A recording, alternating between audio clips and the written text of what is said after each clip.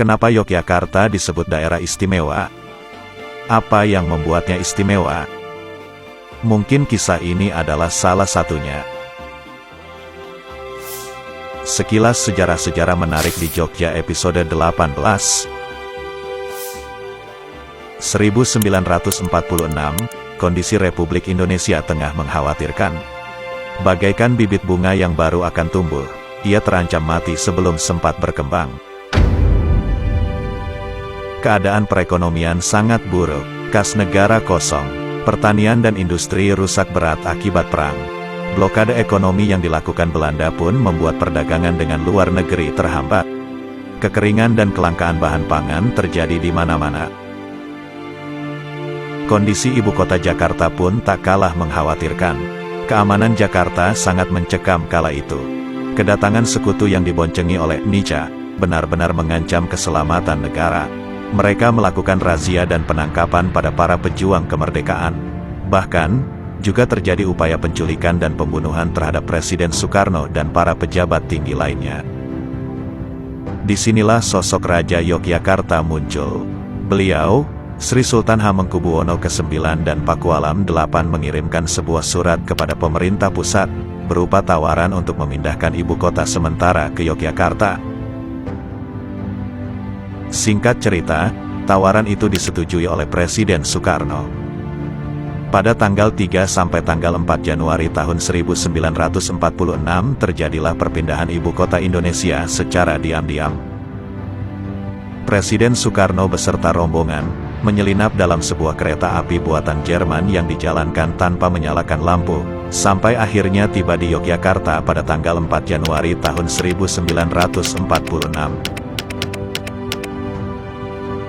Suasana Yogyakarta pasca perpindahan itu cukup tentram, hingga akhirnya datanglah pasukan Belanda melancarkan agresi militer 2 pada tanggal 19 Desember tahun 1948. Pada saat itu, seluruh pemimpin Indonesia ditangkap dan diasingkan. Akibatnya, pemerintah Republik Indonesia terpaksa membentuk Pemerintah Darurat Republik Indonesia yang dipimpin oleh Syafruddin Prawira Negara di Sumatera Barat. Peristiwa ini menjadi awal, hingga akhirnya muncul perlawanan hebat dari rakyat Indonesia, pada peristiwa Serang Umum tanggal 1 Maret tahun 1949 di Yogyakarta yang meningkatkan secara drastis posisi tawar Republik Indonesia di dunia internasional.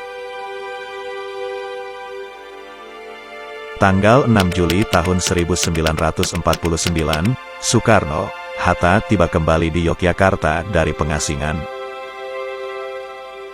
Ibu kota Indonesia kembali lagi ke Yogyakarta.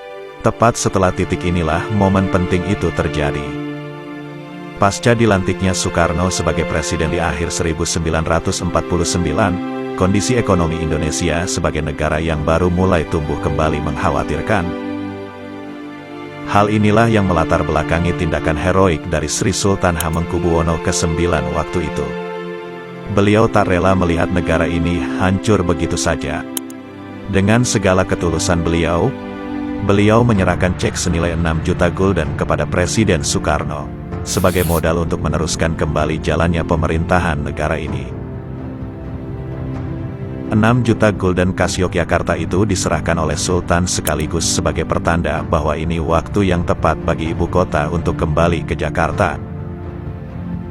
Presiden Soekarno sempat menyuruh stafnya untuk menyiapkan kwitansi sebagai tanda utang, tetapi Sri Sultan Hamengkubuwono ke-9 menolak. Suasana di Siti Hinggil Keraton Yogyakarta saat itu benar-benar penuh haru akan tangisan perjuangan, keikhlasan, dan rasa memiliki yang begitu besar terhadap negara ini.